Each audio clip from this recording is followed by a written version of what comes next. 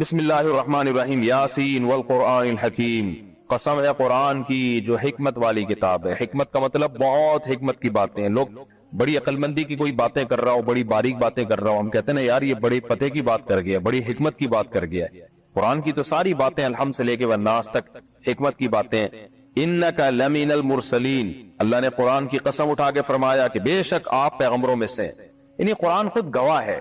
کوئی قرآن پڑھے گا نا اسے اندازہ ہو جائے گا کہ محمد صلی اللہ علیہ وسلم جھوٹے نہیں ہو سکتے، جھوٹے لوگ ایسا کلام پیش کر ہی نہیں سکتے، اور ان کی باتوں میں تضاد ہوتا ہے، ان کی باتوں میں مطلب چھپا ہوا ہوتا ہے۔ تو ایسی پاکیزہ تعلیمات کسی جھوٹے کی ہو نہیں سکتی۔ یہ سید الانبیاء صلی اللہ علیہ وسلم جو قرآن پیش کر رہے ہیں یہ اللہ کی طرف سے، اور یہ قرآن خود آپ کے نبی ہونے کی دلیل ہے۔ علی صراط مستقیم، اللہ فرماتے ہیں آپ پیغمبروں میں سے بھی ہیں اور سیدھے راستے پر ہے، کیونکہ صبح و شام آپ کو تانے ہی یہ ملتے تھے کہ آپ سیدھے راستے سے ہٹ گئے ہیں۔ تو اللہ کہہ رہا ہے ایسا نہیں ہے، یہ قرآن گواہ ہے کہ آپ پیغمبروں میں سے بھی ہیں اور آپ سیدھے راستے پر بھی ہیں۔ تنزیل العزیز الرحیم، اور اس کتاب کا نازل کرنا ہے اس زبردست غالب بادشاہ کی طرف سے جو غالب بھی ہے، الرحیم، اور بڑا رحم کرنے والا ہے۔ تبھی لوگ اس کا انکار کر رہے ہیں، لیکن فوراً عذاب دیتا نہیں ہے، مہلت دیتا ہے لوگوں کو۔ نازل کرنا کیوں ہے؟ کیوں نازل کیا جی ہم نے اس قرآن کو؟ اس کا ٹاپک کیا ہے؟ ہر کتاب کا ایک ٹاپک ہوتا ہے، فزکس کا ایک ٹاپک ہے، کیمسٹری کا ایک ٹاپک ہے، اور ہسٹری کی کتابیں ان کا ایک خاص ٹاپک ہوتا ہے، اخباروں کا ایک الگ ٹاپک ہوتا ہے، ہر تحریر کا کوئی نہ کوئی ٹاپک ہوتا ہے، اس کا مقصد ہوتا ہے۔ تو اللہ کہتے ہیں اس کتاب کا ایک مقصد ہے، لِتُنذِرَ قَوْمًا مَّا أُنذِرَ آبَاؤُهُمْ، اس کا مقصد ہے آپ ان لوگوں کو ڈرا دیں جن کے باپ دادوں کو ڈرایا نہیں گیا، ان کے پاس کوئی پیغمبر نہیں آیا، یا پیغمبر آئے لیکن ان کی تعلیمات محو ہو چکی ہے، یہ بھی اسی میں داخل ہیں، جیسے عیسیٰ علیہ السلام، موسیٰ علیہ السلام۔ تو آپ ان لوگوں کو ڈرا دیں، فَهُمْ غَافِلُونَ، پس وہ غفلت میں پڑے ہوئے ہیں، ہر چیز میں ترقی کی باتیں کر رہے ہیں، ہر چیز میں آگے بڑھنے کی کوشش کر رہے ہیں، لیکن آخرت بھول گئے۔ وہ یہ بھول گئے کہ ان کو کیوں پیدا کیا گیا ہے، لِيَبْلُوَكُمْ أَيُّكُمْ أَحْسَنُ عَمَلًا، ہم نے بنایا اس لیے تھا کہ ہم دیکھ رہے ہیں کہ کون ہمیں مان کے آتا ہے، ہماری مان کے چلتا ہے، اور کون ہماری نافرمانی کر کے آتا ہے۔ تو ان کو آپ ڈرا دیں جو غفلت میں پڑے ہوئے ہیں۔ لَقَدْ حَقَّ الْقَوْلُ عَلَىٰ أَكْثَرِهِمْ، تو کیا جب آپ ان کو ڈرائیں گے تو سارے ایمان لے آئیں گے؟ ایک اشکال ہوتا ہے، جب یہ قرآن انسانوں کے سامنے رکھا جائے گا تو سارے ڈر جائیں گے؟ اللہ کہتے ہیں نہیں، ایسا نہیں ہے۔ لَقَدْ حَقَّ الْقَوْلُ عَلَىٰ أَكْثَرِهِمْ، سارے نہیں ڈریں گے، سارے اس کو مانیں گے بھی نہیں، بہت سے مان کے فالو بھی نہیں کریں گے، تو پھر آپ نے نا امید نہیں ہونا۔ کیوں؟ ان میں سے بہت سو پر اللہ کا قول جو عذاب کا قول ہے وہ ثابت ہو چکا ہے، ان کی ہر دھرمی کی وجہ سے، ان کی ضد کی وجہ سے۔ کچھ لوگ دنیا میں اتنے مست ہو چکے ہیں کہ ان کے دل کالے ہو چکے ہیں برائیاں کر کر کے، حق سمجھنے کی صلاحیت ختم ہو چکی ہے۔ تو اللہ کہتے ہیں ان میں سے اکثر لوگ ایمان نہیں لے کر آئیں گے، فَهُمْ لَا يُؤْمِنُونَ، ان پر اللہ کا عذاب ثابت ہو چکا ہے۔ تو ان کی پرواہ نہیں کرنی ہے، بس آپ نے تبلیغ کا کام کرنا ہے، اور یہ نہیں دیکھنا کہ کون ایمان لا رہا ہے کون نہیں لا رہا، تو وہ نہیں لے کر آئیں گے۔ کیوں؟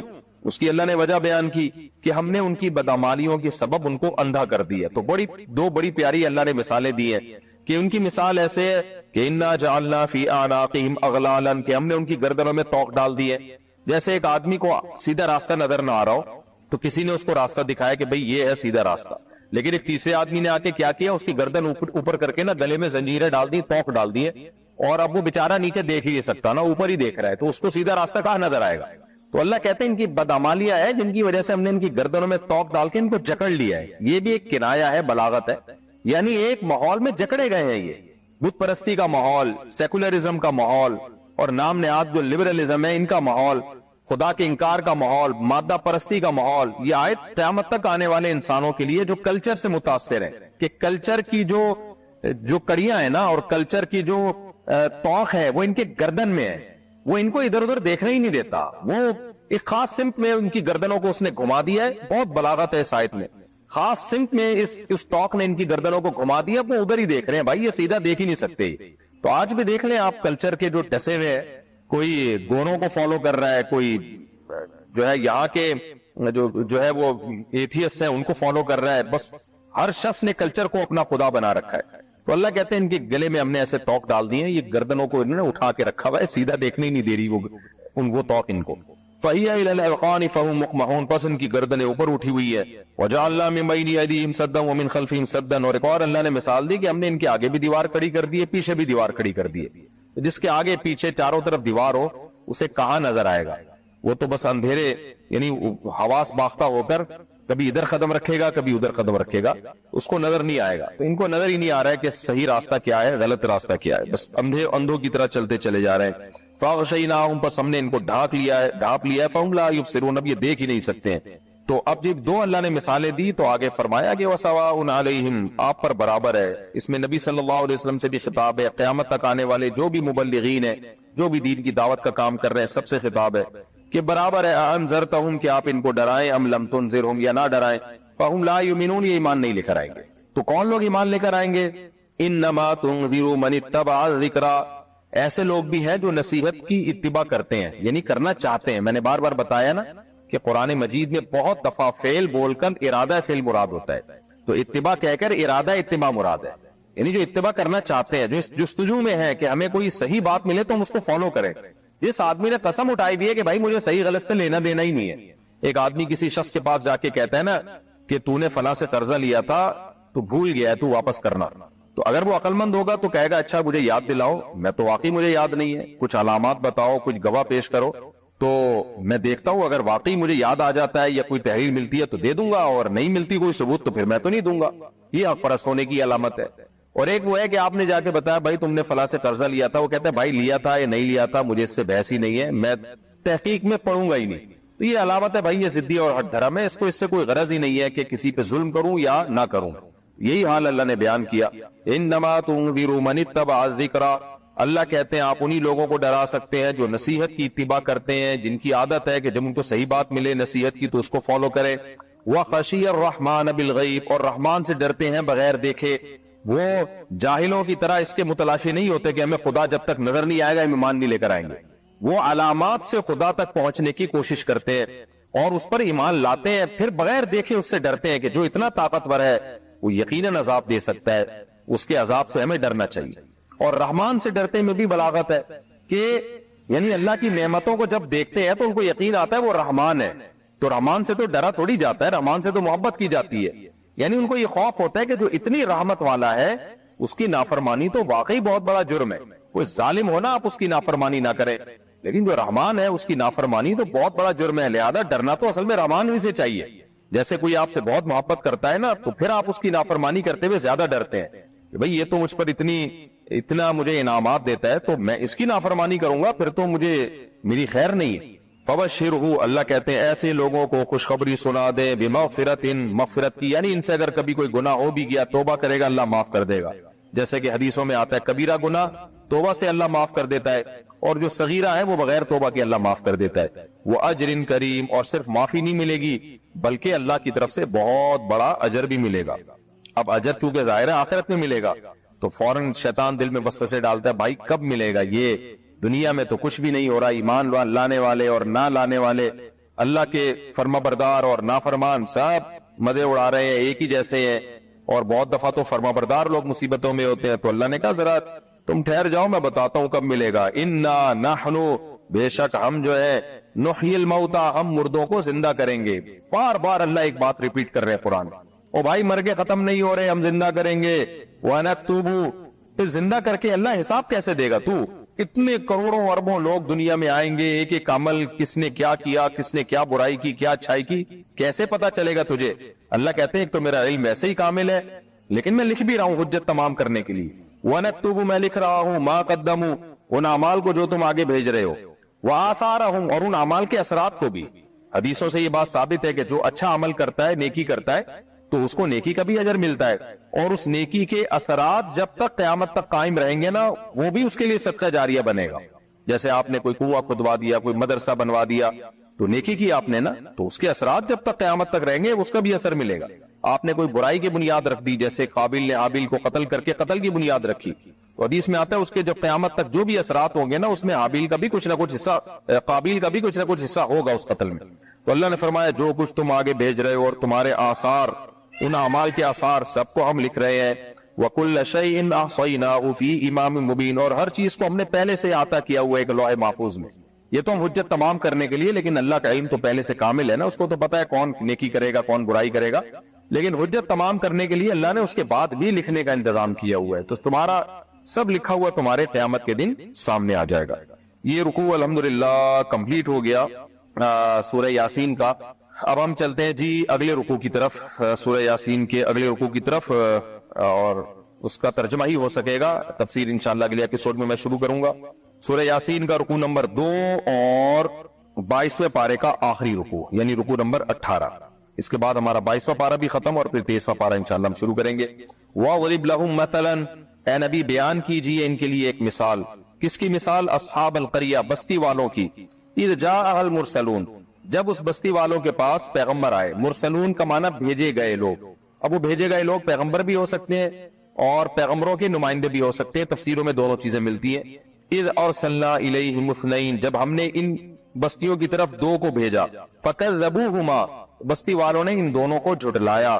فعززنا بثالث، تو ہم نے ان کو تقویت بخشی۔ عزز یعزز تعزیزا کا معنی طاقت دینا۔ عزیز کو بھی عزیز اس لیے کہتے ہیں نا، آپ کو رشتہ داروں کی وجہ سے طاقت ملتی ہے۔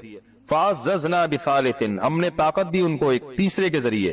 فقالوا انا الیکم مرسلون، سب نے کہا کہ ہم تمہاری طرف بھیجے گئے ہیں۔ قالوا ما انتم الا بشر مثلنا، وہ لوگ کہنے لگے آپ تو ہماری طرح کے انسان ہیں۔ وما انزل الرحمن من شیء، آسان ترجمہ ہے، جلدی تیزی کے ساتھ میں کر دیتا ہوں، وقت بھی ہمارا پورا ہی ہو گیا ہے۔ وما انزل الرحمن من شیء، اور رحمان نے کچھ بھی نازل نہیں کیا۔ ان انتم الا تکذبون، نہیں ہو تم مگر جھوٹ بولتے ہو۔ قالوا ربنا يعلم انا الیکم لمرسلون، وہ کہنے لگے ہمارا رب جانتا ہے کہ بے شک ہم آپ ہی کی طرف، تمہاری طرف بھیجے گئے ہیں۔ وما علینا الا البلاغ المبین، اور نہیں ہے ہمارے اوپر الا مگر البلاغ، بلاغ کا معنی پہنچا دینا، المبین واضح طریقے، بلاغ کا معنی بھی واضح پہنچا دینا، المبین میں اس کی اور تاکید ہو گئی۔ قالوا انا تطیرنا بکم، وہ کہنے لگے بے شک ہم بدشگونی لیتے ہیں تم سے۔ تطیرنا یہ کئی دفعہ قرآن میں لفظ آ چکا ہے، تطیر بدشگونی لینا، نحوست لینا، کسی کو منحوس سمجھنا۔ ہم تم سے بدشگونی لیتے ہیں۔ لئن لم تنتہوا، اگر تم باز نہ آئے، لنرجمنکم، ہم تمہیں ضرور پتھروں سے مار دیں گے۔ ولیمسنکم، مسا یمسو کا معنی چھونا، واو کا معنی اور، لام تاکید کے لیے، نون تاکید کے لیے۔ لیمسنکم، ضرور بے ضرور چھوئے گا، منا ہماری طرف سے تمہیں، کم کا معنی تمہیں، عذاب العلیم دردناک عذاب۔ قالوا طائرکم معکم، وہ لوگ کہنے لگے کہ تمہاری نحوست تمہارے ساتھ ہے، یعنی پیغمبروں کو کہنے معاذ اللہ آپ کی نحوست ہے، تو کہنے طائرہ، طائرہ نحوست کو کہتے ہیں، تمہاری نحوست تمہارے ساتھ ہے، معکم تمہارے ساتھ۔ اس کو نحوست کو طائرہ کیوں کہتے ہیں؟ طیر سے نکلا ہے، طیر کہتے ہیں عربی، طیر کہتے ہیں عربی میں پرندے کو نا، طیر کہتے ہیں اڑنے کو، طائرہ پرندہ، طیارہ ہے جہاز کو کہتے ہیں اڑنے والا۔ تو عرب پرندوں سے وہ شگون لیتے تھے کہ یہ ادھر کو اڑ گیا تو اس کا مطلب ہے کہ اچھا کام ہونے والا ہے، ادھر کو اڑ گیا تو برا ہونے والا ہے، تو اس لیے پھر وہ لفظ ہی، ورڈ ہی طائر سے لے لیا گیا، تطیر بدشگونی لینا۔ طائرکم معکم، تمہاری بدشگونی تمہارے ساتھ ہے۔ ان ذکرتم، اگر تمہیں نصیحت کی جاتی ہے، یعنی اگر تمہیں نصیحت کی جاتی ہے، آگے جملہ معذوف ہے، تو اس پہ تم یہ کہہ رہے ہو کہ ہم معاذ اللہ ہماری نحوست ہے جو یہ سب کچھ ہو رہا ہے۔ نصیحت کے بعد تو شکر ادا کرنا چاہیے۔ بل انتم قوم مسرفون، بلکہ تم ہی حد سے تجاوز کرنے والے لوگ ہو۔ وجاء من اقصى المدینۃ رجل یسعى، اللہ کہتے ہیں مدینہ کے کنارے سے، شہر کے کنارے سے، اقصا کہتے ہیں کنارے کو، ایک شخص آیا، یسعى دوڑتا ہوا۔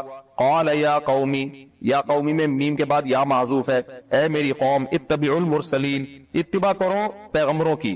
اتبعوا من لا يسألكم، اتباع کرو ان لوگوں کی، لا يسألكم اجرا، جو تم سے اجر کا مطالبہ نہیں کرتے، وهم مهتدون، اور وہ خود بھی ہدایت یافتہ ہیں۔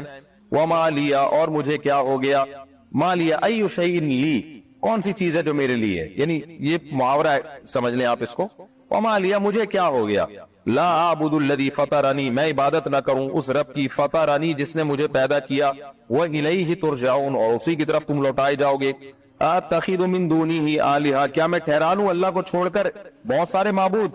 ان یردنی الرحمن بضر، یرید اصل میں تھا یریدو، اور نی کا معنی مجھے، یریدو نی الرحمن بضر، اصل میں یوں تھا کہ رحمان ارادہ کرے میرے ساتھ بضر، نقصان کا، تو ان کی وجہ سے یریدو یرید بن گیا، جزم آ گیا نا اس پہ، تو یا غائب ہو گئی، تو ان یریدنی الرحمن، نی اصل میں نی تھا، اگر رحمان ارادہ کرے میرے ساتھ بضر، کوئی نقصان کا، لا تغنی عنی، تغنی کا لفظ کئی دفعہ آیا، میں نے بتایا اس کا معنی ہوتا ہے فائدہ پہنچانا، لا تغنی عنی، نہیں فائدہ پہنچائے گی مجھے، شفاعتہم، ان معبودوں کی شفاعت، شیئن ذرا بھی، ولا ینقذون، اصل میں تھا ینقذونی، نون کے نیچے زیر ہے نا، یہ اس کی علامت ہے کہ یا حذف ہے، اور یہ نہ یہ مجھے بچا سکتے ہیں اللہ کے عذاب سے، انقاذ کا معنی نجات دے دینا، بچا لینا۔ انی، میں بے شک میں، اذن اگر میں نے ایسا کیا، اذن اذ کانا کذا، اگر ایسا ہوا یعنی میں نے ان معبودوں کی عبادت کی، لفی ضلال مبین، تو میں تو کھلی گمراہی میں ہو جاؤں گا۔ انی آمنت بربکم، بے شک میں ایمان لایا تمہارے رب پر، فاسمعون، فاسمعون میں بھی نون کے بعد یا معذوف ہے، فاسمعونی، میری بات کو تم سنو، قیلا کہا گیا ادخل الجنہ، داخل ہو جا جنت میں، قالا وہ کہنے لگا یا لیت قومی، ہائے کاش میری قوم، یعلمون جان لے، بما کیا جان لے، ما غفر علی ربی، کہ کیا میرے رب نے میری، یعنی بما یہ با زائدہ ہے نا، فعل کے اوپر داخل ہوتی ہے جب حرف جر آ رہا ہے اس کے اوپر، اس کو یا ما مصدریہ بھی ہو سکتی ہے، یعنی میرے رب نے میری کیسی مغفرت کر دی ہے، وجعلنی من المکرمین، اور بنا دیا ہے مجھے عزت دار لوگوں میں، وما انزلنا علی قومہ من بعدہ، اور ہم نے نازل نہیں کی اس کی قوم پر، من بعدہ اس شخص کے شہید ہونے کے بعد، من جند من السماء کوئی لشکر آسمان سے، وما کننا منزلین، اور نہ ہم نازل کرنے والے تھے، یعنی ہمارا کوئی ارادہ نہیں تھا، ان کانت الا صیحۃ واحدۃ، نہیں تھی وہ مگر ایک، وہ سے مراد وہ عذاب، نہیں تھی وہ مگر ایک صیحۃ واحدہ، زور کی آواز، فاذا ہم خامدون، اذا بفا جاتی ہے اچانک وہ، خامدون بجھ کے رہ گئے، خمد کہتے ہیں آگ کا بجھنا، تو ایسے جیسے بڑی قومیں تھی بجھ گئی وہ سب، یا حسرتن علی العباد، اللہ کہتے ہیں اے افسوس، یعنی اللہ تعالیٰ بھی انسانوں ہم سے جو عربی میں کلام نازل ہوا ہے نا، تو انہی محاوروں میں کلام نازل ہوا ہے جو عرب میں استعمال ہوتے تھے، یا حسرتن آئے افسوس، علی العباد بندوں پر، ما یاتیہم من رسول، نہیں آتے ان کے پاس کوئی رسول، الا کانوا بہ یستہزئون، مگر یہ اس کا مذاق اڑاتے ہیں، الم یروا کم اہلکنا، کیا انہوں نے دیکھا نہیں ہے کتنی ہی ہلاک کر دی ہم نے، قبلہم من القرون، ان سے پہلے بہت سی بستیاں، انہم الیہم لا یرجعون، تو کیا یہ دیکھتے نہیں ہیں کہ وہ بستیاں ان کی طرف لوٹتی نہیں ہے، وَإِن كُلٌّ لَمَّا جَمِيعٌ لَدَيْنَا، ان یہ نفی والا ہے اور لما یہ اللہ کے معنی میں، وَإِن كُلٌّ لَمَّا، اور نہیں ہے مگر سب کے سب، جمیع تمام کی تمام، لدینا محضرون ہمارے سامنے حاضر کی جائیں گی، ساری بستیاں ہمارے سامنے ایک دن حاضر کی جائیں گی۔ شوہر محبت کم کرتا ہو تو کیا علیحدگی لے سکتی ہوں؟ میرے شوہر میری ہر ضرورت پوری کرتے ہیں، لیکن ہمارے درمیان جو رشتہ ہونا چاہیے محبت کا وہ نہیں ہے، تو کیا ان سے علیحدہ ہونا بہتر ہے یا نہیں؟ سبحان اللہ، یہ ہر خاتون کو اپنے شوہر سے شکایت ہے، 99.9% خواتین کو، کہ میرے شوہر مجھ سے محبت نہیں کرتے۔ میرے سامنے فیملی کیسز بہت آتے ہیں، شکایت کرتی ہیں کہ مجھ سے محبت نہیں کرتے، تو میں کہتا ہوں کہ محبت کے ثبوت کے لیے کیا آئی لو یو کہنا ضروری ہے، یا کیا کہے گا وہ جس سے آپ کو یہ ثابت ہوگا وہ گھر اس نے لے کے دیا ہوا ہے آپ کو، وہ گیس بجلی کا بل دے رہا ہے، وہ آپ کے بچوں کے اسکول کی فیسیں اٹھا رہا ہے، وہ آپ کو ناشتہ کرا رہا ہے، آپ کو دوپہر کا کھانا کرا رہا ہے، آپ کا رات کا ڈنر کا خرچہ اس کمبخت نے معذرت کے ساتھ اٹھایا ہوا ہے، عید بقرعید پہ کپڑے بنا کے دے دیتا ہے آپ کو، اور کبھی کبھار آپ کو کہیں لے کے بھی چلا جاتا ہے گھمانے پھرانے، جیسے آپ کی امی کے گھر چلا گیا اتوار والے دن، اور کبھی کسی پھپھو کو نے بلایا تو ٹھیک ہے مہینے میں ایک آدھ دفعہ وہاں بھی چلا گیا، اور کیا ثبوت پیش کرے گا وہ محبت کے لیے؟ تو خواتین جواب میں کہتی ہیں یہ تو سارے میاں ہی کرتے ہیں، تو سارے میاں کرتے ہیں اس لیے کرتے ہیں نا کہ ان کو محبت ہے۔ دیکھیں ایسا نہیں ہو سکتا کہ صرف شریعت کے کہنے پر کوئی حقوق ادا کر دے، محبت ہوتی ہے تو پھر اور شریعت بھی ہوتی ہے، تو پھر دونوں چیزیں مل کے، اس کی مثال ایسے جیسے شریعت نے حکم دیا کہ اولاد کے حقوق ادا کرو، تو ماں باپ کو اولاد سے محبت ہوتی ہے تو وہ حقوق اچھی طرح سے ادا ہوتے ہیں، اور محبت نہ ہوتی تو حقوق ادا ہی نہ ہوتے ان کے، تو کیونکہ اجنبی کے حقوق ادا کرنا بڑا مشکل کام ہے، شریعت نے تو پڑوسیوں کے حقوق بھی رکھے ہیں نا، لیکن کون حقوق ادا کرتا ہے پڑوسیوں کے؟ بہت کم لوگ ہیں جن کے دل میں اللہ کا خوف ہے، وہ حقوق ادا کر رہے ہوتے ہیں، لیکن اپنے بچوں کے لیے تو لوگ لڑ رہے ہوتے ہیں۔ تو حقوق جہاں ادا ہو رہے ہو نا، بیسک حقوق، تو اس کا مطلب یہ ہوتا ہے کہ بھئی محبت ہے تبھی ادا ہو رہے ہیں، باقی محبت کا اسٹائل ہر ایک کا مختلف ہوتا ہے۔ ہم نے تو ایسے لوگ بھی دیکھے ہیں کہ بیگم پہ ایک دھیلا خرچ نہیں کرتے وہ، اور چکنی چپڑی باتوں سے اس کو الو بنایا ہوا ہے، بیگم سے جاب بھی کروا رہے ہیں، خود گھر میں پڑے رہتے ہیں، اور بس وہ جو ہے نا تھینک یو سے بات شروع کریں گے، تھینک یو پہ ختم کریں گے، اور ہیلو ہائی کرتے رہتے ہیں، اور بس چکنی چپڑی باتیں کرتے رہتے ہیں، اور ایک ذمہ داری بھی پوری کرنے کے لیے تیار نہیں ہے وہ، لیکن ان کی بیویاں خوش ہیں کہ ہمارے میاں ہم سے بہت محبت کرتے ہیں۔ تو جب میں یہ بات کرتا ہوں نا تو ایسے واقعات سن کے بہت سے میاں کہتے ہیں کہ یار بیگم ہم تمہیں جو ہے نا محبت کی باتیں تم سے کر لیا کریں گے اگر تم خرچہ ہمارا آدھا کر دو۔ عورتیں اس پہ تیار نہیں ہوتی ہیں، خرچہ تو پورا ہی چاہیے ہمیں۔ تو دیکھو آپ یہ خوب اس بات کو اچھی طرح سمجھیں کہ محبت حقوق اگر بیسک ادا ہو رہے ہیں ماشاءاللہ، جیسے آپ نے بھی کہا کہ میرے میاں حقوق ادا کرتے ہیں، میری ہر ضرورت پوری کرتے ہیں، تو یہ محبت کے بغیر ہوتا نہیں ہے ہر ضرورت پوری کرنا، یہ محبت ہے تبھی ہو رہی ہے۔ آپ یہ کہہ سکتی ہیں کہ وہ ہنسی مذاق کا جو ایک رشتہ ہوتا ہے، ہا ہا ہو ہی والا، جو گرل فرینڈ اور بوائے فرینڈ میں آج کل معاشرے میں نظر آ رہا ہے، اور گھنٹوں گھنٹوں فون پہ ایسے لگے ہوئے ہوتے ہیں جیسے ایلفی سے کسی نے فون ان کے کان پہ چپکا دیا ہے، تو اس طرح سے لگے ہوئے ہوتے ہیں، وہ والا حساب کتاب شاید نہیں ہوگا جو آج کل میاؤں کا ہوتا نہیں ہے، تو وہ 99% کہیں بھی نہیں ہوتا، یہ خوب سمجھ لیں۔ وہ 1% کہیں ہوتا ہوگا، وہ نہیں ہوتا، کیونکہ جب انسان پریکٹیکل لائف میں آتا ہے تو حقوق ہوتے ہیں، اس کو بندے کو کہیں باہر ٹائم دینا ہے، کہیں آفس میں کسی سے ملنا ہے، کہیں باس کی جھاڑ کھا کے آیا ہوا ہے، 10 مسائل ہوتے ہیں، کسی دن موڈ صحیح ہوتا ہے، کسی دن خراب ہوتا ہے، تو پریکٹیکل لائف میں اسی طرح ہوتا ہے۔ تو اس لیے میں آپ کو مشورہ دے رہا ہوں، شرعی مسئلہ کیا ہے وہ تو میں ابھی بتاؤں گا، لیکن میں مشورہ آپ کو یہ دے رہا ہوں کہ آپ اپنے شوہر کے ساتھ نباہ کریں۔ اللہ نہ کرے آپ نے طلاق لے کے کہیں اور شادی کی تو خالی پیلی کی ہو سکتا ہے محبت بہت زیادہ مل جائے، اور وہ محبت کے ثبوت کے لیے 50 روپے بھی دینے کے لیے تیار نہ ہو آپ کو، اور پھر آپ جو خون کے آنسو روئیں گی کہ یار وہ تو ماشاءاللہ اتنا خیال کرتا تھا اور یہ تو بس ترخات کے چلا جاتا ہے۔ تو ایسا نہیں ہو کہ اس سے بدتر ملے آپ کو، تو اللہ کا شکر ادا کریں، اچھا والا میاں ملا ہوا ہے، اس کے ساتھ گزارا کریں، اور باقی آپ کو کوئی شکایت ہے تو میاں کو بتا دیں، بھائی تھوڑا سا ہیلو ہائی کر لیا کرو، تھوڑا سا مسکرا کے بات کر لیا کرو، تھوڑا سا کبھی جذباتی پن بھی دکھا دیا کرو کہ مجھے تم سے محبت ہے اور میں تمہارے بغیر رہ نہیں سکتا، اور میں بہت یعنی تمہارا علیحدگی برداشت نہیں کر سکتا، تھوڑا جذباتی پن دکھا دے گا تو ذرا میرے خیال ہے آپ کو یہ شکایت دور ہو جائے گی، اور کیا کر سکتا ہے میاں۔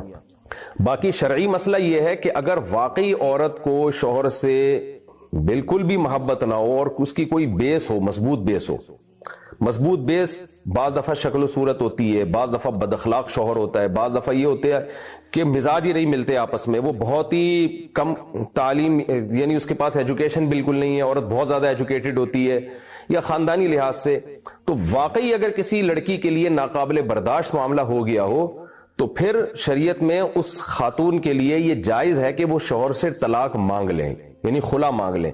خلا کا مطلب شوہر کہے کہ ٹھیک ہے میرا مہر دو اور میں تمہیں فارغ کرتا ہوں، تو یہ مطالبہ کرنا جائز ہے، جس کو شریعت نے خلا کہا ہے، اس قرآن نے اس کو خلا کہا ہے۔ تو ہوتی یہ بھی طلاق ہی ہے، یہ خلا نہیں جو عدالتوں میں ہو رہا ہے، یہ والا تو شریعت میں ہے ہی نہیں، اس کا تصور ہی نہیں ہے جو آج کل عدالتوں میں خلا چل رہا ہے۔ یہ ہے کہ عورت شوہر سے براہ راست مانگ لے، یا عدالت کو بیچ میں انوالو کر کے شوہر سے کہے کہ مجھے فارغ کر دو، تو عدالت کی بات کو شوہر اہمیت سے لے گا۔ تو عدالت کے ذریعے جو خلا ہے اس کا بھی مطلب ہے کہ ہے وہ شوہر ہی سے، شوہر کو ایگری کیا جائے گا، لیکن اس میں عدالت انوالو ہو کے ایگری کرے گی، کیونکہ جب عدالت انوالو ہوتی ہے تو شوہر اس بات کو اہمیت زیادہ دیتا ہے، یا براہ راست شوہر سے رابطہ کر لیا جائے۔ تو یہ اس صورت میں ہے کہ جب واقعی ناقابل برداشت معاملہ ہو کسی بھی وجہ سے، تو پھر عورت کے لیے شوہر سے خلا مانگنا جائز ہے، لیکن شوہر کو یہ اختیار حاصل ہے کہ وہ خلا دے یا نہ دے۔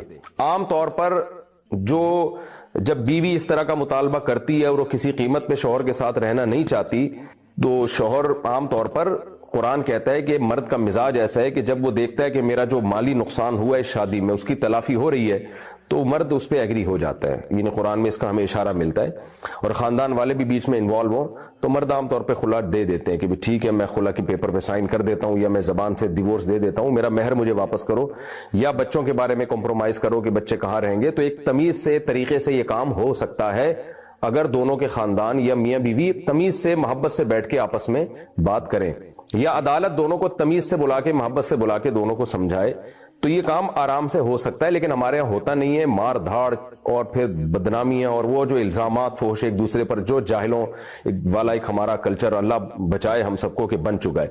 تو لیکن اگر شوہر ایگری نہیں ہوتا، وہ کہتے ہیں میں نہیں چھوڑوں گا، وہ کسی بھی بیس پہ کہتا ہے بھائی میں حقوق ادا کر رہا ہوں، میں نہیں آپ کو طلاق دوں گا، تو پھر یاد رکھیں پھر آپ طلاق نہیں لے سکتی، پھر نہ عدالت سے لے سکتی ہیں نہ شوہر سے، اگر وہ ایگری نہیں ہو رہا تو پھر آپ کو چاہیے اسی کے ساتھ نباہ کریں، چاہے اچھا لگے نہ لگے، کیونکہ دنیا میں ساری نعمتیں حاصل نہیں ہو جاتی، اچھا لگنے کا تو پھر کچھ بھی نہیں ہے نا۔ آج وہ یہ والا میاں اچھا نہیں لگ رہا، اس سے ڈیورس لی، پتہ چلا وہ تھوڑے دن کے بعد، 1 مہینے بعد وہ اچھا نہیں لگ رہا اب آپ کو، پھر وہ اچھا تو کوئی، یہ تو ایک چسکے ہیں ایک قسم کے، تو گھر تو ایسے بسایا جاتا ہے کہ بیسک ضرورتیں پوری ہو رہی ہیں تو بھائی گزارا کرو. ہاں شوہر اپنی مرضی سے چھوڑ دے تو ایک الگ بات ہے.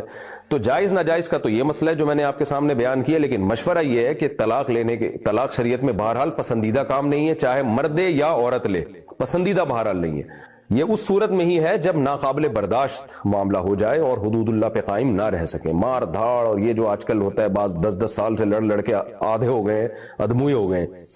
تو ایسی کنڈیشن میں جو آپ کی حالت ہے, آپ کے بیسک حقوق پورے ہو رہے ہیں, آپ اور آپ جیسی خواتین گزارا کریں. بلکہ میں کہتا ہوں کہ اگر حقوق میں کبھی کمی کوتاہی بھی ہو جاتی ہے تو بھی گزارا کریں. 100% حقوق دنیا میں کوئی بھی کسی کے بھی ادا نہیں کرتا. نہ شوہر بیوی کے 100% حقوق ادا کرتا ہے, نہ عورت شوہر کے 100% حقوق ادا کرتی ہے, کیونکہ یہ رشتہ بہرحال ایک کمپرومائز پہ ہی ہوتا ہے کہ کچھ عورت گزارا کر لے شوہر کی خامیاں, کچھ شوہر بیوی کی خامیاں گزارا کر لے. تو اس میں جو فائدے ہیں نا آپس میں مل کے رہنے میں, یعنی ڈیورس نہ لینے میں, وہ فائدے طلاق لینے سے بہرحال, طلاق لینے میں جو نقصان ہے اس نقصان سے بہرحال وہ فائدے کروڑہا گنا زیادہ ہیں. آپ دیکھ لیں اپنے باپ دادا کو, اپنے ماں دادیوں نانیوں کو, کیسے گھر بسایا کرتی تھیں اور اس کی برکتیں کیسی حاصل ہوتی تھیں ان کو, اور آدھرا ذرا سی بات پہ علیحدگی کی باتیں شروع ہو جاتی ہیں. واٹس ایپ کے ڈیلیٹڈ میسیجز پڑھنے کا حکم. کچھ ایپس ایسی ہوتی ہیں جن کے ذریعے اگر کوئی ہمیں واٹس ایپ میسج بھیج کر ڈیلیٹ کر دے تو ہم اس کو پڑھ سکتے ہیں. کیا ایسی ایپ استعمال کرنا جائز ہے؟ بالکل حرام ہے, بالکل ناجائز ہے. اس لیے کہ جب کسی نے میسج بھیج کے آپ کو ڈیلیٹ کر دیا, اس کا مطلب وہ اپنی بات آپ سے چھپانا چاہتا ہے, وہ نہیں چاہتا کہ آپ اس کو ریڈ کریں. تو پھر بھی آپ کا ریڈ کرنا یہ کسی کی پرائیویسی میں دخل اندازی کے مترادف ہے. نبی صلی اللہ علیہ وسلم نے فرمایا, 2 آدمی اگر چھپ کے بات کر رہے تھے اور تیسرا ان کی طرف کان لگا لے تو صب فی اذنیہ صفرا کما قال صلی اللہ علیہ وسلم, کہ ان کے کانوں میں پگھلا ہوا سیسا ڈالا جائے گا قیامت کے دن. تو بہت شدید وعید ہے اس پر کہ ایک آدمی اپنی بات آپ سے چھپا رہا ہے. ٹھیک ہے وہ غلطی ہو گئی, اس نے بھیج دیا, اب اس کو احساس ہوا یاری میں نے غلط چیز بھیجی ہے, وہ ڈیلیٹ کرنا ہے اس کی علامت ہے, وہ نہیں چاہتا کہ آپ اس کی بات کو پڑھیں. تو اگر پڑھ بھی لیا ہو آپ نے جلد بازی میں تو بھی اس نے ڈیلیٹ کر دیا, اس کا مطلب وہ اس پہ اب وہ اس سے گویا ایک طرح کا رجوع کر رہا ہے. پھر اس بات کو سننا اور اس کو جو ہے نا ریکوری کرنا. اسی طرح یہ جو موبائل میں لوگ کرتے ہیں کہ موبائل شاپ والے لوگ اپنا موبائل بیچتے ہیں, تو ان میں بہت سے موبائل شاپ والے ایسا کرتے ہیں کہ وہ گیلری میں جا کے ان کی تصویریں نکال لیتے ہیں اور بعض دفعہ ڈیلیٹڈ تصویریں بھی ریکور کرتے ہیں وہ. تو یہ بھی آپ کسی کی پرائیویسی میں دخل اندازی کر رہے ہیں, بالکل حرام ہے, ناجائز ہے. تو ایسے لوگ اس کے لیے تیار رہیں کہ جو دوسروں کے عیبوں سے پردہ اٹھاتا ہے, حدیث میں آتا ہے کل قیامت میں اللہ اس کے تمام عیبوں کو, اس کے عیبوں سے پردہ اٹھائے گا اللہ تعالیٰ. تو آپ جتنی اپنی پرائیویسی چاہتے ہیں نا کہ میرے گناہوں کو اللہ پردہ ڈال کے چھپا کے رکھیں, میرے عیب دنیا کے سامنے نہ آئے, تو آپ دوسروں کے بھی اتنے ہی عیب چھپائیں. یہ بہت زیادہ ہونے لگا ہے کہ کسی بھی کوئی بھی موبائل گیا تو وہ جو ہے نا ڈیلیٹڈ ویڈیو نکال رہے ہوتے ہیں, اس میں لوگوں کے گھر کی عورتوں کی ویڈیوز ہوتی ہیں اور بہت ساری پرائیویٹ چیزیں ہوتی ہیں لوگوں کی. تو اسلام نے حکم دیا ہے کہ آپ کسی کی پرائیویسی میں دخل اندازی نہیں دیکھ سکتے. یہاں تک کہ نبی صلی اللہ علیہ وسلم نے فرمایا, صحیح بخاری مسلم کی حدیث ہے, کہ اگر کوئی شخص تمہارے گھر میں جھانکتا ہے, جیسے بعض لوگ ہوتے ہیں نا جھانکتے ہوئے جا رہے ہوتے ہیں کھڑکی سے, یا دروازہ کھلا ہوا یوں کر کے جھانک رہے ہیں, تو آپ نے فرمایا کہ اگر گھر کے جو بھی گھر میں رہنے والا شخص ہے اس نے اس کنکر مارا, اس کی آنکھ پھوٹ گئی جھانکنے والے کی, تو آپ نے فرمایا آنکھ کا کوئی زمان نہیں ہے اس کے اوپر. تو یعنی اتنی شدید وعید ہے کہ کوئی تمہارے گھر میں جھانک رہا ہے تو آپ نے حکم اجازت دی کہ بھائی اٹھا کے جو ہے نا آپ اس کو کنکر مار سکتے ہیں, پتھر مار سکتے ہیں, کیونکہ وہ جرم کر رہا ہے کہ آپ کے گھر میں جھانک رہا ہے. تو گھر میں جھانکنا, موبائل میں جھانکنا, کسی کے پرس میں جھانکنا, کسی کے موبائل لے کر, بعض دفعہ ایسا بھی ہوتا ہے کہ آپ کسی کو اپنا موبائل پکڑاتے ہیں, بھائی کال کر لو نمبر ملا کے, وہ کال کرنے کے ساتھ ساتھ آپ کے میسیجز بھی دیکھ رہا ہوتا ہے, آپ کے واٹس ایپ کے میسیجز بھی دیکھ رہا ہوتا ہے. یہ سب گھٹیا حرکتیں, غیر اخلاقی حرکتیں, اور انسان کے کردار کا 2 منٹ میں پتہ چل جاتا ہے کہ یہ کس دماغ کا آدمی ہے. تو ہمارے ایک دوست نے بتایا کہ میں اپنی وائف کے ساتھ کہیں ہنی مون بنانے گئے ہوں گے یا کہیں سفر پہ گئے ہوں گے, تو کہہ رہے میں نا بندے کو پہچان لیتا تھا کہ جو ہم ٹیکسی کرائے پر لیتے تھے یا گاڑی کرائے پر لیتے تھے, ڈرائیور کی آنکھوں کو میں 2 منٹ میں پہچان لیتا تھا. کہ بعض ڈرائیور کیا کرتے ہیں کہ وہ نا یہ جو گاڑی میں آگے گلاس لگا ہوتا ہے اس سے جھانک رہے ہوتے ہیں پیچھے خواتین کو. تو کہتے ہیں مجھے اندازہ ہوتا تھا کہ جو ڈرائیور اس گلاس کو اوپر کر دیتا تھا نا کہ کسی کی زوجہ پہ یا کسی کی بیٹی پہ یا کسی خاتون پہ میری نظر بھی نہ پڑے. بعض ایسا کرتے ہیں کہ بھئی کیا کرتے ہیں پیچھے چونکہ خاتون بیٹھی ہوئی ہیں تو اب وہ کیا کرتے ہیں بجائے اس کے کہ ہم اس خاتون سے آنکھوں سے آ کے ہماری ٹکرائیں, وہ کیا کرتے ہیں اس گلاس کو موڑ دیتے ہیں اوپر. میں نہیں کہہ رہا کہ جو نہیں موڑتے وہ برے ہوتے ہیں, لیکن کہتے ہیں مجھے اس سے اندازہ ہوتا تھا کہ یار یہ آدمی خاندانی ہے, یہ اس کی کوشش کر رہا ہے کہ میری غلطی سے بھی کسی کی بیوی پہ, کسی کی بیٹی پہ, کسی کی بہن پہ نظر نہ پڑے. تو آپ کو جو کام دیا ہے وہ یہ دیا ہے کہ آپ ٹیکسی میں اس فیملی کو یہاں سے وہاں پہنچا دیں. یہ کام تو نہیں دیا نا کہ آپ ان خاتون کو دیکھنا شروع کر دیں, آنکھ مٹکے شروع کر دیں. تو یہ انسان کے کیریکٹر لیس ہونے کی علامت ہوتی ہے کہ وہ اپنے کام سے کام نہ رکھے اور دوسروں کے پرائیویسی میں دخل اندازی دے. گھروں میں جا کے دیکھیں آپ, تبلیغ جماعت والے جب گشت کے لیے جاتے ہیں بہت سخت تاکید کی جاتی ہے ان کو کہ دروازے سے بالکل کنارے پہ کھڑے ہوں, ایسا نہ ہو کہ گیٹ کھلے اور آپ کی نظر گھر کے اندر پڑ جائے. تو اور 2 نمبر لوگ کیا کرتے ہیں, وہ بیچ میں آ کے کھڑے ہوتے ہیں, بالکل احساس ہی نہیں کرتے کہ کسی کے گھر پہ نظر پڑ رہی ہے, آپ کی نظریں بالکل اندر تک جا رہی ہیں. ٹھیک ہے کچھ لوگ غفلت میں بھی ایسا کر رہے ہوتے ہیں, لیکن بہرحال یہ عمل برا ہے. تو موبائل کے اندر گھسنا, کسی کے میسجز پڑھنا, آپ بعض دفعہ موبائل پہ میسج لکھ رہے ہوتے ہیں, سامنے بندہ دیکھ رہا ہوتا ہے کہ یہ کیا لکھ رہا ہے. تو ساری کی ساری حرکتیں گھٹیا ہیں, شریعت کے خلاف ہیں. ایک آدمی خط لکھ رہا تھا تو دوسرا جو ہے نا یوں جھانک کے دیکھ رہا تھا کیا لکھ رہا ہے. اس کو اندازہ ہو گیا یار یہ کمبخت دیکھ رہا ہے کھڑا ہوا, تو اس نے خط میں لکھنا شروع کیا ایک الو کا پٹھا جو ہے نا یہ تحریر چونکہ دیکھ رہا ہے لہذا میں خط اپنا یہیں پہ بند کرتا ہوں. تو وہ بھی پڑھ لیا اس نے کہ مجھے الو کا پٹھا کہہ رہا ہے. تو جب بھی کوئی آپ کے میسجز پڑھ رہا ہو نا تو آپ لکھتے ہوئے یہ لکھ دیا کریں میسجز میں کہ ایک الو کا پٹھا ہے جو مسلسل میرے میسج جھانک جھانک کے دیکھ رہا ہے, تو اس کو تنبیہ بھی ہو جائے گی انشاءاللہ. تو اس لیے کسی کی پرائیویسی میں دخل اندازی نہ دیں, بدگمانی نہ کریں ایک دوسرے سے, کسی کی بات کان لگا کے نہ سنیں. اسی میں یہ بھی داخل ہے, ہم نے علماء سے سنا ہے کہ بہت سے ہمارے اکابر ایسے گزرے کہ وہ لیٹے ہوئے ہوتے تھے, آنکھ بند تھی, سامنے کوئی 2 بندے آ کے بات چیت شروع کر دی تو آنکھیں کھول لیتے تھے بتانے کے لیے کہ ہم جاگ رہے ہیں, ہم سو نہیں رہے ہیں. ایسا نہ ہو آپ نے کوئی خفیہ بات کرنی ہو اور ہمیں سوتا سمجھ کے آپ بات کرنا شروع کر دیں. تو اور آج دیکھیں کیا ہوتا ہے, آدمی بعض دفعہ جاگ رہا ہوتا ہے, 2 بندے آتے ہیں ان کو دیکھ کے گھنا بن کے آنکھیں بند کر لیتا ہے, خراٹے لینا شروع کر دے جیسے سو رہا ہو. تو یہ بہت بری حرکت ہے, کسی کی پرائیویسی میں گھسنا, کسی کے ذاتیات میں گھسنا. اپنے کام سے کام رکھیں اور جو ہے جیسے آپ یہ چاہتے ہیں کہ اللہ آپ کے عیبوں پہ پردہ ڈالے تو دوسروں کے عیبوں پہ بھی پردہ ڈالیں. یہ چونکہ بہت زیادہ مسئلہ چل رہا ہے آج کل تو اس لیے میں نے, میاں بیوی بھی گھسے ہوئے ہوتے ہیں ایک دوسرے کے موبائل میں, یہ بھی غلط ہے, تو اس لیے میں نے اس پہ ذرا تھوڑی ڈیٹیل سے بات کی ہے. سردی میں غسل کی جگہ تیمم کرنا. اگر سردی میں رات میں غسل فرض ہو جائے اور گرم پانی میسر نہ ہو تو کیا تیمم کر سکتے ہیں؟ دیکھیں رات میں اگر غسل فرض ہو جائے تو ٹھنڈے پانی سے نہائیں, اور اگر واقعتاً بیمار ہونے کا خطرہ ہے, دیکھیں بعض دفعہ بیمار ہونے کا خطرہ نہیں ہوتا, ٹھنڈے پانی سے نہاتے ہوئے سستی ہوتی ہے. بہت سے لوگوں کو میں جانتا ہوں ٹھنڈے پانی سے نہا سکتے ہیں, بیمار نہیں ہوں گے, لیکن وہ سستی, کیونکہ ٹھنڈے پانی سے نہاتے ہوئے آدمی کو تکلیف بہت ہوتی ہے سردیوں میں. تو ایسے موقع پہ جب آپ کو بیمار ہونے کا خطرہ نہ ہو تو سستی کی وجہ سے غسل چھوڑ دینا کبیرہ گناہ ہے, نماز قضا کرنے کا بہت سخت گناہ ہوگا. تو آپ ایسے موقع پہ ٹھنڈے پانی سے نہائیں. بے شک آپ کو سستی آ رہی ہے, نہائیں, اچھی طرح ٹاول سے جسم کو پوچھیں, خشک کریں اور جو ہے وہ کپڑے پہن لیں آپ, انشاءاللہ سردی نہیں لگے گی. لیکن یہ کہ اگر واقعی بیمار ہونے کا خطرہ ہے آپ کو تو پھر آپ پانی گرم کریں. شہر میں, گاؤں میں میرا خیال ہے آج کوئی جگہ بھی ایسی نہیں ہے جہاں پانی گرم کرنے کا انتظام نہ ہو, تو بھی آپ کے لیے غسل چھوڑنا جائز نہیں ہے, نہ نماز قضا کرنا جائز ہے. آپ پانی گرم کریں اور گرم پانی سے نہائیں. ہاں یہ اگر گرم پانی سے آپ کا یہ ہے کہ پانی گرم کرنے میں اتنا ٹائم لگے گا کہ نماز کا ٹائم نکل جائے گا, تو کیا پھر تیمم جائز ہے؟ یہ سوال واسع خان نے پوچھا کراچی سے, ان کا نام میں نے سوری نہیں لیا تھا. تو خوب سمجھ لیں کہ اگر آپ ٹھنڈے پانی سے نہیں نہا سکتے, یعنی بیمار ہونے کا خطرہ ہے, تو پھر آپ پانی گرم کریں, بے شک ٹائم نکل جائے. تیمم کرنا جائز نہیں ہے کیونکہ پانی کے ہوتے ہوئے تیمم کی شریعت میں اجازت نہیں ہے. تو آپ پانی گرم کریں, جتنا ٹائم گرم ہونے میں لگے گا, اگر بالفرض اس میں وقت نکل گیا تو بے شک نکل جائے, کیونکہ آپ اس سے زیادہ کے مکلف نہیں ہیں. اور ویسے بھی اگر کسی کو جنابت کا غسل لاحق ہوتا ہے رات کو, تو اس کو چاہیے ہی سب چیزیں پہلے سے سوچ کے رکھے کہ بھئی میں پانی گرم کرنے میں مجھے اتنا ٹائم لگے گا, تو اتنا پہلے نماز کے لیے اٹھ جائے کہ پانی گرم کرنے کا ٹائم اس میں اس کو مل جائے, پانی بھی گرم کر سکے اور آرام سے نہا کے فجر کی نماز جماعت کے ساتھ پڑھ سکے. تو جان کر کوئی تاخیر کرے گا تو گناہگار ہوگا. لیکن بہرحال تیمم جائز نہیں ہے کیونکہ پانی موجود ہے اور پانی گرم کرنے کا انتظام بھی ہے, تو تیمم کی اجازت نہیں ہے. بارش میں کپڑوں پر چھینٹے پڑ جائیں تو کیا حکم ہے؟ اگر سڑک پر بارش کا پانی پڑا ہوا ہو اور اس سے گاڑیاں گزر رہی ہوں, کیا ایسا پانی پاک شمار ہوگا یا ناپاک؟ ایسے پانی کی چھینٹوں کا کیا حکم ہوگا؟ ایسا پانی پاک ہوتا ہے.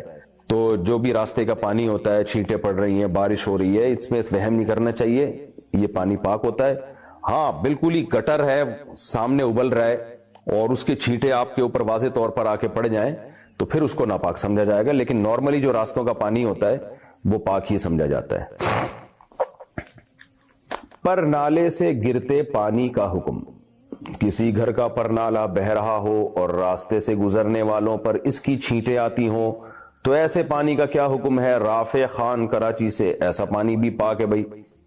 برساتی پرنالے جو گر رہے ہوتے ہیں اس کی چھینٹیں آ رہی ہیں تو پاک ہی سمجھا جائے گا, وہ ناپاک نہیں ہے جب تک کہ اس میں واضح طور پر گندگی کی بدبو نہ آ رہی ہو, اسمیل نہ آ رہی ہو, اس کا رنگ ہی نہ چینج ہو چکا ہو. مثال کے طور پر کسی چھت پہ گوبر پڑا ہوا ہے بہت زیادہ اور جو پانی آ رہا ہے پرنالے کا وہ صاف پتہ چل رہا ہے کہ یعنی گوبر کی اسمیل آ رہی ہے اس کے اندر, یا گوبر کا کلر آ رہا ہے بہت واضح. اس میں وہم نہیں کرنا چاہیے. وہمی لوگوں کا تو پھر ساری زندگی وہ کلابازیاں ہی کھاتے رہیں گے پرنالوں کو دیکھ دیکھ کے, تو ایک عجیب دین کو مذاق بنا دیتے ہیں وہمی لوگ. تو واضح طور پر کہیں اتنا جیسے چھت میں جو ہے نا پورا کلر اس پانی کا چینج ہو جائے اور گندگی کی وجہ سے یہ اسمیل آ رہی ہو تو پھر اس کو ناپاک سمجھا جائے گا. ورنہ عام طور پہ جو برساتی پرنالے ہوتے ہیں جو چھتوں سے پانی گر رہا ہوتا ہے تو اس میں اس تحقیق کی ضرورت نہیں ہے کہ اوپر کیا پڑا ہوا ہے. تو ویسے بھی بہتا پانی شریعت میں پاک ہوتا ہے, تو اس لیے یہ پانی پاک ہی سمجھا جائے گا. موزوں پر مسح کا طریقہ. اگر کوئی وضو کے بغیر موزے پہن لے پھر جب وضو کرے تو موزوں پر مسح کر لے تو کیا وضو ہو جائے گا یا پہلے پورا وضو کرنا چاہیے؟ نیز مسح کرنے کا طریقہ کیا ہے؟ ہدایت اللہ صاحب کشمیر سے. عام موزوں پہ تو مسح جائز نہیں ہے. جن پر مسح جائز ہے ان پر 24 گھنٹے کے اندر جو مسح جائز ہے یعنی 24 گھنٹے تک, تو وہ پورا وضو کرنا ضروری نہیں ہے اس میں. اگر کسی نے پاؤں دھو کے موزے پہن لیے اور پھر بعد میں پورا وضو کر لیا تو بھی ٹھیک ہے. تو صرف پاؤں دھو کے موزے پہن لیے تو بھی ٹھیک ہے. اور 24 گھنٹے جو ہوں گے وضو ٹوٹنے کے بعد سے 24 گھنٹے شمار ہوں گے. یعنی پہلے پاؤں دھلے ہوئے ہوں پھر آپ موزے پہنے اور اس کے بعد جب کسی کی ہوا خارج ہو گئی یا پیشاب کر لیا تو اب یہاں سے 24 گھنٹے شروع ہوں گے. تو 24 گھنٹے کے بعد وہ پھر دوبارہ جو ہے وہ 24 گھنٹے تک وہ ان موزوں پر مسح کر سکتا ہے اگر مقیم ہے. اور اگر مسافر ہے تو 72 گھنٹے تک اس پہ اس پہ مسح کر سکتا ہے. اور مسح کا طریقہ کیا ہے؟ مسح کا طریقہ یہ ہے کہ دایاں اور بایاں ہاتھ گیلا ہوتا ہے انسان کا, گیلا کر کے یہ جو انگلیاں ہیں نا یہ دائیں ہاتھ کی انگلیاں جو ہے دائیں پاؤں پہ اور بائیں ہاتھ کی انگلیاں بائیں پاؤں پہ, ایسے انگلیاں بچھا کے ایسے یوں کر کے اوپر کی طرف کھینچ لے تو بس اس سے مسح ہو جائے گا. ایک دفعہ کافی ہے یہ. پوری زندگی نفل پڑھنے کی منت مانی ہو تو کیا ہم کفارہ دے سکتے ہیں؟ میں نے ایک منت مانی تھی کہ اگر یہ کام پورا ہو گیا تو میں 4 رکعت نماز پوری زندگی پڑھوں گی. پھر وہ کام ہو گیا. میں 10 سال تک وہ نفل پڑھتی رہی, لیکن اب میری شادی ہو گئی ہے, گھر بار کی مصروفیات ہیں جس کی وجہ سے وہ کبھی رہ جاتی ہے. میرا شوہر بھی کبھی غصہ ہوتا ہے کہ اتنی لمبی لمبی نمازیں نہ پڑھا کرو, تو کیا میں اس منت کا کفارہ ادا کر سکتی ہوں؟ سعدیہ صاحب پشاور سے. دیکھیں اگر آپ نے منت دل میں مانی تھی, زبان سے الفاظ نہیں کہتے تو پھر تو آپ پر کچھ بھی لازم نہیں ہے. لیکن اگر آپ نے زبان سے الفاظ کہے تھے کہ میں 4 رکعت پوری زندگی نماز پڑھوں گی, تو بظاہر اس کا مطلب یہی ہے کہ روزانہ, یعنی روزانہ میں پوری زندگی 4 رکعت نماز پڑھوں گی. تو آپ پر پھر یہ منت لازم ہو گئی ہے. آپ پر لازم ہے کہ آپ ڈیلی 4 رکعت نماز پڑھیں. شوہر کو اس سے روکنے کی اجازت نہیں ہے کیونکہ لازم اور واجب چیزوں میں شوہر کی اطاعت جائز نہیں ہے. باقی شوہر کو جو اشکال ہے اتنی لمبی لمبی نمازیں نہ پڑھا کرو, تو وہ لمبی نہ پڑھیں, آپ مختصر پڑھ لیں. اس کو اتنی لمبی کھینچنے کی کیا ضرورت ہے؟ آپ مختصر پڑھ لیں یہ 4 رکعتیں. سورہ فاتحہ پڑھیں, ایک چھوٹی سی سورت پڑھ لیں, رکوع سجود کی 3 دفعہ تسبیحات پڑھ لیں اور سلام پھیر لیں 4 رکعت کے بعد. تو لیکن آپ کو یہ پڑھنی پڑے گی, اس کا کوئی کفارہ نہیں ہے. اور جو آپ چھوڑیں گی تو اس کی قضا بھی آپ پر لازم آ جائے گی, جتنی رکعتیں آپ چھوڑیں گی. تو اس لیے اس طرح کی منتیں ماننی نہیں چاہیے. منت ماننے سے پہلے کسی عالم سے مشورہ لے لینا چاہیے کہ بھئی یہ میں منت ماننا چاہتا ہوں یا چاہتی ہوں, یہ ٹھیک بھی ہے یا نہیں ہے. تو اپنے اوپر خامخواہ کی آپ نے ایک پابندی لگا دی ہے، لیکن بہرحال آپ اس کو پورا کریں، اس کا اللہ انشاءاللہ آپ کو بہت اجر دے گا۔ تو اور 4 رکعتیں کوئی اتنی ٹینشن والا کام نہیں ہے، جب نماز کے لیے کھڑی ہوں تو اس میں 4 رکعتیں بھی پڑھ لیں اس میں۔ تو یہ نماز آپ فجر اور عصر میں بھی پڑھی جا سکتی ہے، آپ کی واجب نماز ہے، یعنی فجر اور عصر سے پہلے۔ اچھا بھائی، عدت انگریزی کیلنڈر سے پوری کریں یا اسلامی مہینوں سے؟ اگر کوئی خاتون عدت میں ہو تو اسلامی مہینے کے اعتبار سے عدت پوری کرے گی یا انگلش کیلنڈر کے لحاظ سے؟ سائمہ لاہور سے۔ دیکھیں، شریعت کے تمام احکام اسلامی کیلنڈر سے، انگریزی مہینوں سے نہیں ہے، تو عدت بھی اسلامی مہینوں سے پوری ہوگی، لیکن اس میں کوئی فرق اتنا ہے نہیں۔ اگر مہینے کی پہلی تاریخ سے عدت شروع ہو رہی ہے چاند کی اور موت کی عدت ہے تو پورے 4 مہینے 10 دن، یعنی اسلامی 4 مہینے 10 دن، اس میں مہینہ 29 کا ہو یا 30 کا ہو، اس سے کوئی فرق نہیں پڑے گا۔ جتنے بھی مہینے 29 کا ہو تو وہی ایک مہینہ کہلائے گا، 30 کا ہو تو ایک مہینہ کہلائے گا۔ لیکن عام طور پر خواتین کی عدت، جو موت کی عدت ہے شوہر کی، وہ مہینے کے درمیان سے ہی شروع ہو رہی ہوتی ہے، تو ایسی صورت میں پورے 130 دن مکمل کر لیں۔ تب اس 130 دن، یعنی 4 مہینے 10 دن 130 دن بنتے ہیں، تو 130 دن میں انگریزی اور اسلامی کا میں کوئی فرق نہیں آئے گا، وہ تو 130 ڈیز ہیں۔ آپ کوئی بھی تاریخ کا حساب لگا لیں، اسلامی انگریزی 130 ڈیز مکمل کرنے ہیں تو 4 مہینے 10 دن پورے ہو جائیں گے۔ اور اگر طلاق کی عدت ہے تو طلاق کی عدت جو ہے وہ ہوتی ہے، اس سے کبھی مہینوں سے ہوتی ہے، جس عورت کو مینسز ہی نہ آتے ہوں تو اس کی عدت ہوتی ہے 3 مہینوں سے، تو وہ بھی 90 دن مکمل کر لیں آپ۔ اور اگر مہینے کے شروع میں پہلی تاریخ کو جیسے عدت شروع ہوئی ہے تو پھر 3 مہینے اس طرح سے شروع کر لیے جائیں کہ اسلامی 3 مہینے، چاہے وہ 29 کے ہوں یا 30 کے ہوں، لیکن عام طور پر ایسا ہوتا نہیں، تو 90 دن کا سیدھا کا حساب ہے، وہ آپ نے مکمل کر لیا۔ لیکن جن خواتین کو حیض آتا ہے، اکثر ظاہر ہے جوان عورتوں کو جو مینسز آتے ہیں عام طور پر، یہ تو بوڑھی خواتین کے لیے کہ جن کو مینسز آنا ہی بند ہو جائیں، تو جن کو مینسز آتے ہیں تو انہوں نے 3 مینسز مکمل کرنے ہیں۔ اب اس میں بھی انگریزی اور اسلامی کا کوئی فرق نہیں ہے، تو مینسز 3 جب کمپلیٹ ہو جائیں گے تو ان کی عدت پوری ہو جائے گی۔ شوہر کو قرض دیا ہو تو کیا واپسی کا مطالبہ کر سکتی ہوں؟ ایک شخص اپنی بیوی سے قرضہ لیتا ہے اور کہتا ہے کہ میں کچھ عرصے میں واپس کر دوں گا۔ اس عرصے میں اس نے واپس نہیں کیا تو اس نے کہا میری گاڑی تم رکھ لو، اب وہ تمہاری ہو گئی، اب مجھے تمہیں قرضہ واپس کرنے کی ضرورت نہیں ہے۔ لیکن پھر وہ کچھ ٹائم بعد اپنی اسٹیٹمنٹ کو چینج کرتا ہے اور کہتا ہے کہ نہیں، یہ میں تمہیں نہیں دوں گا، پھر کہتے ہیں کہ یہ تمہاری ہو گئی۔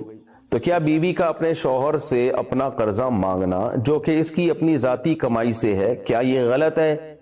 اس بارے میں شرعاً کیا حکم ہے؟ نہیں جی، غلط نہیں ہے، قرضہ کوئی بھی کسی کو دے تو مانگ سکتا ہے۔ لینے والے کو چاہیے کہ وہ یہ سوچے کہ جب ایک نے مجھ پر احسان کیا، مجھے ضرورت تھی، میری ضرورت پوری کی، تو مجھے چاہیے کہ میں اس کو بڑھ چڑھ کے واپس کروں۔ یعنی نبی صلی اللہ علیہ وسلم تو قرضہ لینے کے بعد بڑھا کے واپس کیا کرتے تھے، وقت پہ بھی واپس کرتے اور اضافی بھی دیتے۔ سود جب ہوتا ہے جب پہلے سے ایگریمنٹ ہو گئی اضافہ کر کے دینا ہے، جب ایگریمنٹ نہ ہو تو پھر قرض لینے والے کو چاہیے اضافہ کر کے دے۔ تو شوہر کو اگر آپ نے قرضہ دیا تو شوہر کو چاہیے کہ وہ ٹائم سے پہلے دے دے، اور یہ بات کہ یہ گاڑی تمہاری ہو گئی، نہیں تو چلو تمہاری نہیں ہے، تو یہ اس کی علامت ہوتی ہے عام طور پر کہ وہ گڑبڑ کرنا چاہ رہا ہے شاید۔ لیکن بہرحال دیکھیں، شوہر میں فرق ہوتا ہے، بعض شوہر بہت اچھے ہوتے ہیں، بعض لالچی ہوتے ہیں۔ تو اگر آپ کے شوہر آپ کے بیسک حقوق پورے کر رہے ہیں تو میاں بیوی کا رشتہ ایسا ہے کہ ان باتوں کی بیس پہ اس رشتے کو بہرحال خراب نہیں کرنا چاہیے۔ تو آپ ایسا ایٹیٹیوڈ نہ دکھائیں کہ جس سے یہ لگے کہ شوہر کو کہ یہ لالچی ہے۔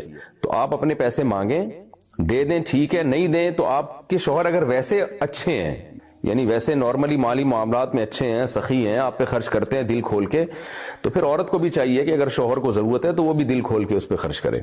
میاں بیوی کا رشتہ اصول اور قانون سے نہیں چلتا، یہ آپس میں محبت اور ایک دوسرے کا خیال رکھنے والا رشتہ ہے۔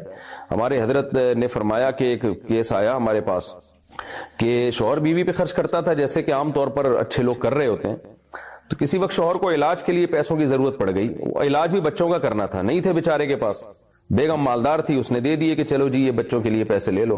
اب وہ پیسے دے کے بیگم صاحبہ واپس مانگ رہی ہیں کہ میں نے بچوں کی مد میں آپ کو جو علاج کے لیے پیسے دیے تھے تو وہ واپس کریں مجھے۔ ہمارے حضرت کو بہت غصہ آیا اس پہ کہ بھئی بچے تمہارے بھی تو ہیں نا، اگرچہ شوہر کی ذمہ داری ہے بچوں پہ خرچ کرنا، لیکن اب وہ بیچارہ مالی حالات اس کے خراب ہو گئے، بیوی مالدار ہے، تو کیا ہو گیا اگر آپ نے اس کے ساتھ تعاون کر دیا؟ تو اتنا بھی نہیں ہونا چاہیے نیمو نچوڑ انسان کو۔ تو میاں بیوی ایک دوسرے پہ ہاتھ ان کو کھلا رکھنا چاہیے۔ بعض صحابیہ اپنے شوہر پہ صدقہ کیا کرتی تھیں، مالدار تھیں، شوہر غریب تھے لیکن اچھے شوہر تھے، انہوں نے کہا چلو جی ہم آپ کے ساتھ تعاون کر لیتے ہیں. تو اس میں اتنا زیادہ قانون کی پابندیاں کہ جی چونکہ انہوں نے مجھ سے فلاں ٹائم پہ 50 روپے لیے تھے تو چونکہ شریعت میں حکم یہ ہے کہ 50 روپے واپس کرنا لازم ہے جب کوئی مانگے. تو اس سے کیا ہوتا ہے کہ اچھا آدمی اگر ہے, واقعی سخی ہے, تو اس کا دل پھر بیوی کی طرف سے خراب ہوتا ہے کہ بھائی یہ لالچی عورت ہے. لیکن بعض میاں ہوتے لالچی ہیں تو ان کو تو نچوڑنا چاہیے. وہ تو پھر جو بندہ لالچی ہونا, میرا مزاج یہ ہے کہ پھر اس کے ساتھ اچھا نہیں ہوتا. جیسے ہوتے ہیں معاشرے میں آپ کو ایسے لوگ ملتے ہیں ہر وقت بھکاری بن کے پیسے مانگ رہے ہوتے ہیں, ادھر کھا گئے, ہیرا پھیری کر رہے ہوتے ہیں, اپنی ذمہ داریاں پوری نہیں کر رہے ہوتے. تو چونکہ وہ خود اپنی ذمہ داریاں پوری نہیں کرتے تو پھر ان کے ساتھ انسان کو اسی طرح ہی چلنا چاہیے جیسے وہ خود ہیں. جیسے حدیث میں آتا ہے نا, لا توکی فیوکا علیک. نبی نے حضرت عائشہ سے فرمایا, عائشہ اگر تم اللہ کی راہ میں روک روک کے خرچ کرو گی تو اللہ بھی گن گن کے دے گا. تو اللہ کا بھی یہ اصول ہے کہ اللہ کنجوسوں کے ساتھ بھی کیلکولیشن کر کے چلتا ہے, سخیوں کے ساتھ اللہ بغیر کیلکولیشن کے دیتا ہے. تو ایسے ہی میاں بیوی کا رشتہ ہے کہ اگر شوہر اچھا ہے, سخی ہے, تو پھر اگر اس کو پیسوں کی ضرورت پڑ گئی ہے, عورت دل کھولے, بھائی یہ سونا لے لو, یہ آپ کی, ہم بھی آپ کے ہی ہیں, یہ سارا میرا اور آپ کا مال بچوں کے پاس ہی آنا ہے, میں مر گئی تو بھی بچوں کے پاس جائے گا, آپ مر گئے تو بھی بچوں کے پاس جائے گا, تو یہ میرا تیرا کیا ہوتا ہے. تو ایسے کھلا دل رکھنا چاہیے. اور اگر شوہر کنجوس قسم کا آدمی ہے تو پھر پورا اس کو ناپ کے رکھنا چاہیے, تول کے رکھنا چاہیے کہ یہ ہے کتنے کا, اس کی ویلیو ہے کتنی اور یہ باتیں کتنی کر رہا ہے. تو پھر مالی معاملات میں جو ہے نا, یعنی آپ کی سادگی سے پھر کوئی ناجائز فائدہ نہ اٹھائے, یہ نہیں ہونا چاہیے. تو مجھے نہیں پتا آپ کے میاں کس ٹائپ کے ہیں, بظاہر تو انشاءاللہ اچھے میاں ہی لگ رہے ہیں مجھے. تو اس لیے اگر واقعی بیچارہ مجبور ہو گیا ہے آپ کا شوہر تو اس کو تھوڑا سا مہلت دے دیں, کیونکہ وہ ٹوپیاں جو کرا رہا ہے نا کہ یہ گاڑی لے لو, چلو یہ گاڑی نہیں لو, تو بعض دفعہ ٹوپیاں کراتا ہے انسان 2 نمبری کی وجہ سے, بعض دفعہ ٹوپیاں اس لیے کرا رہا ہوتا ہے مجبور ہوتا ہے. تو اب یہ فیصلہ آپ نے کرنا ہے کہ آپ کے میاں کسی حادثے کا شکار ہو گئے ہیں, مالی غربت کا شکار ہو گئے, ٹوپی کرا رہے ہیں, یا یہ کہ ہیں ہی ٹوپی ٹائپ کے آدمی ہے. تو اگر ٹوپی ٹائپ کے آدمی ہے تو پھر ان کو مہلت نہ دیں. آپ بولیں بھائی یہ ایک بات کرو, گاڑی دو یا پیسے دو, تو جو دینا ہے لکھ کے دے دو مجھے, تاکہ بعد میں مکرے نہیں آپ. اور اگر اس ٹائپ کے آدمی نہیں ہے, اچھے آدمی ہیں, تو ان سے بولیں چلو یار معاف کیا میں نے, آدھا معاف کر دیں, آدھا دے دو آدھا معاف کیا, اس طرح کا کچھ کر لیں. سسرال میں جھاڑو پوچھا لگانا اور برتن دھونا, سب گھر والوں کی خدمت کرنا.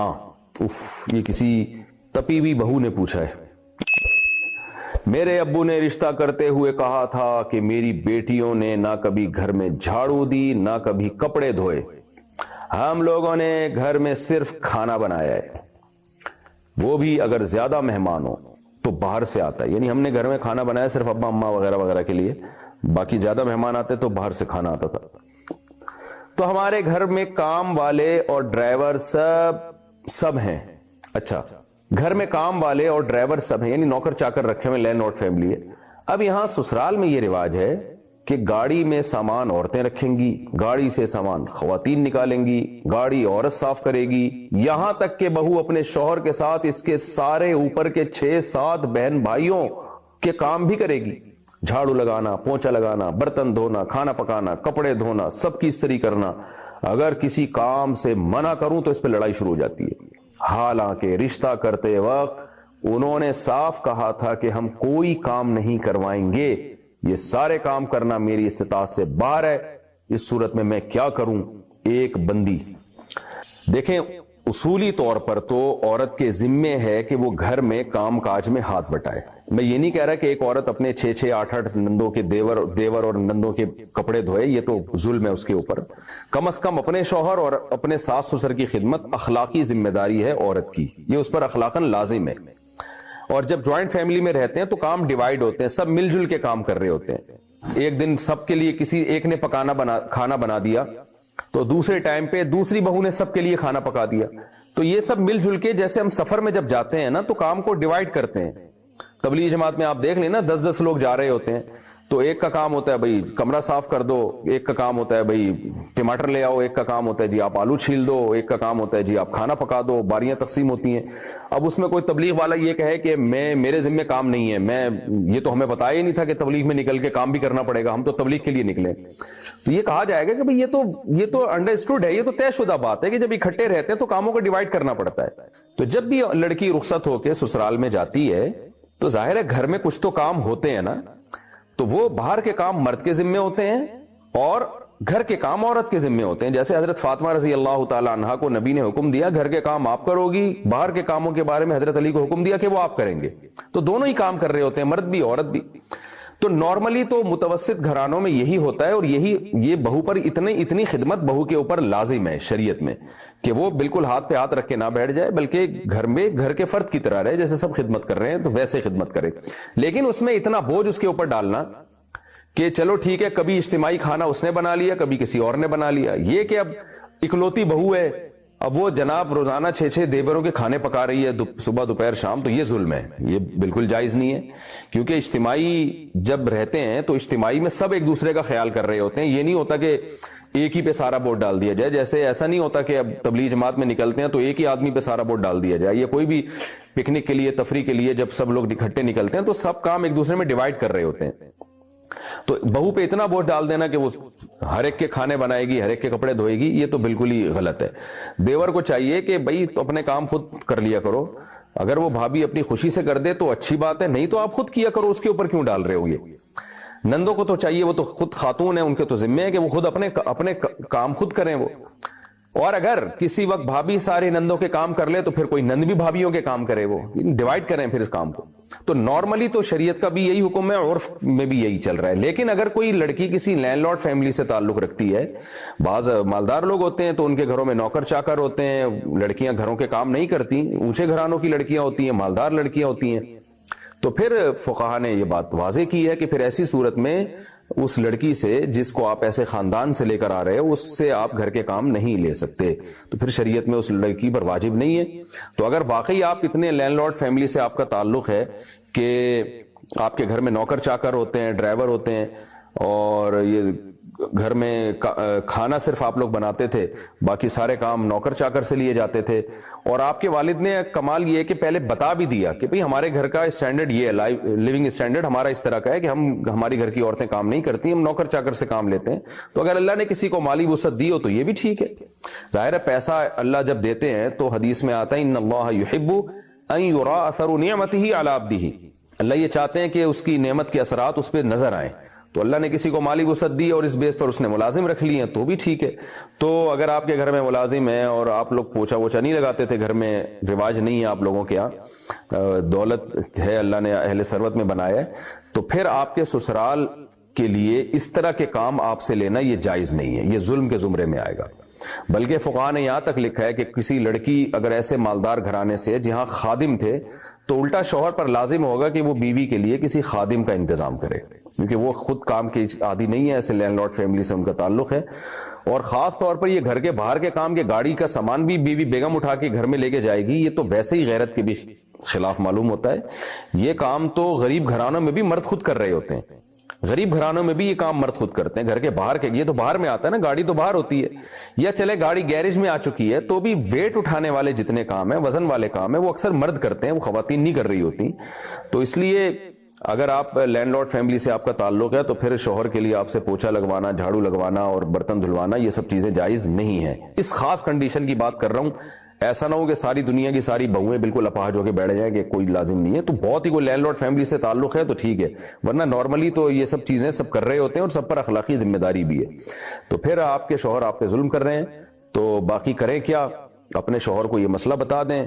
فتویٰ بھی لے سکتی ہیں آپ جامع الرشید سے یا بنوری ٹاؤن سے یا دارالعلوم کرنگی سے کہ بھئی میرا تعلق ایسی فیملی سے ہے تو کیا میرا شوہر میرے لیے خدمت لے سکتے ہیں, تو فتویٰ ان کو دکھا دیں.